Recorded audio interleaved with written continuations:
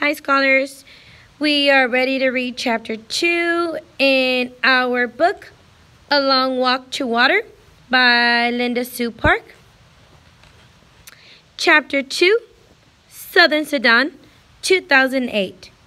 Naya put the container down and sat on the ground. She always tried not to step on the spiky plants that grew along the path, but their thorns littered the ground everywhere. She looked at the bottom of her foot. There it was, a big thorn that had broken off right in the middle of her heel.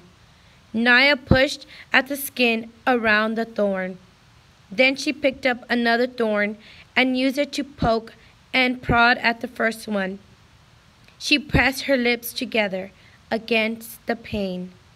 I don't know if any of you have ever stepped on a thorn, but thorns are very painful, and I can only imagine what Naya was feeling, and especially since she was using another thorn to help take that one out. Southern Sudan, 1985. Boom! Salvo turned and looked. Behind him, a huge black cloud of smoke rose. Flames darted out of its base. Overhead, a jet plane veered away like a sleek, evil bird. In the smoke and dust, he couldn't see the school building anymore. He tripped and almost fell. No more looking back. It slowed him down. Salva lowered his head and ran. He ran until he could not run anymore. Then he walked for hours until the sun was nearly gone from the sky. Can you imagine running from your school after seeing what is happening by yourself without your mom and dad? And then having to look back and seeing everything that happened. That would make me really sad. Other people were walking too. There were so many of them that they couldn't all be from the school village. They must have come from the whole area.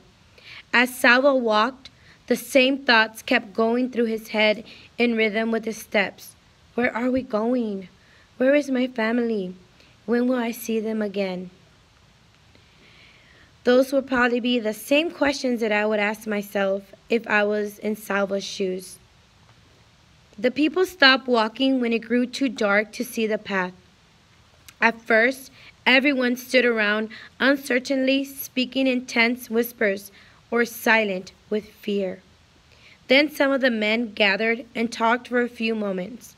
One of them called out, "Villages! Group yourselves by villages. You will find someone you know." Salva wandered around until he heard the words. And please excuse me because I'm probably pronouncing it wrong, but I will correct myself and pronounce it the correct way for you tomorrow. Lun Arik, the village of Lun Arik here. Relief flooded through him. That was his village. He hurried toward the sound of the voice. A dozen or so people stood in a loose group at the side of the road. Salvo scanned their faces. There was no one from his family. He recognized a few people, a woman with a baby, two men, a teenage girl, but no one he knew well. Still, it was comforting to see them. Can you imagine being in Salva's situation and then them calling your tribe and hoping to see one of your family members and then realizing that no one that you knew was there? They spent the night right there by the road, the men taking shifts to keep watch. The next morning, they began walking again. Salva stayed in the midst of the crowd with the other villagers from Lun Arik. In the early afternoon, he saw a large group of soldiers up ahead. Word passed through the crowd. "It's the rebels! The rebels, those who were fighting against the government." Salva passed several rebel soldiers waiting by the side of the road. Each of them held a big gun. Their guns were not pointed at the crowd, but even so, the soldiers seemed fierce and watchful. Some of the rebels then joined the back of the line. Now the villagers were surrounded. What are they going to do to us? Where is my family? Late in the day, the villagers arrived at the rebel camp. The soldiers ordered them to separate into two groups, men in one group and women and children and the elderly in the other. Teenage boys, it seemed, were considered men. For boys who looked to be only a few years old, then Salva were joining the men's group. Salva hesitated for a moment. He was only 11, but he was the son of an important family. He was Salva Mawin Dut Arik, from the village name from his grandfather. His father always told him to act like a man, to follow the example of his older brothers, and in return, set a good example for Kual. Salva took a few steps toward the men. "Hey!" A soldier approached Salva and raised his gun. Salva froze. All he could see was his gun's huge barrel, black and gleaming as it moved towards his face. The end of the barrel touched his chin. Salva felt his knees turn to water. He closed his eyes. If I die now, I will never see my family again. Somehow, this thought strengthened him enough to keep him from collapsing in terror. He took a deep breath and opened his eyes. The soldier was holding a gun with only one hand. He was not aiming it. He was using it to lift Salva's chin so he could get a better look at his face. "Over there," the soldier said. He moved the gun and pointed it toward the group of women and children.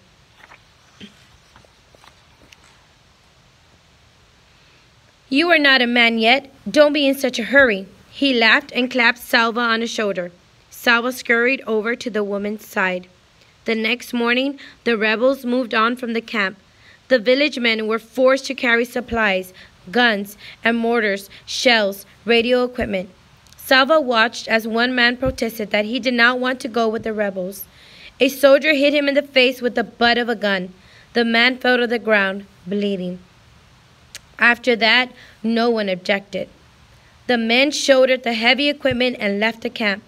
Everyone else began walking again. They went in the opposite direction from the rebels, for wherever the rebels went, there was sure to be fighting. Salva stayed with the group from Lun Arik. It was smaller now without the men, and except for the infant, Salva was the only child. That evening, they found a barn in which to spend the night. Salva tossed restlessly in the itchy hay. "Where are we going? Where is my family? When will I see them again?" It took him a long time to fall asleep.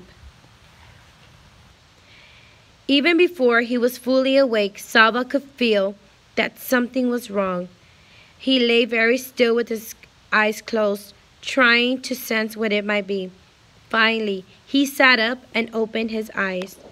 No one else was in the barn. Salva stood so quickly that for a moment he felt dizzy. He rushed to the door and looked out. Nobody, nothing. They had left him. He was all alone. So can you imagine you had to leave your place where you live, and now you were surrounded with many strangers. Then they call for your tribe, where maybe you could have found one of your family members or someone that you knew, but then there's nobody. And now that he was part of a group again, all of a sudden he wakes up and he sees that no one is there. I know I will feel very sad and very lonely and worried. So we will see what happens in chapter 3 tomorrow. Thank you for joining Ms. Ramos. You guys have a good evening. I will see you tomorrow.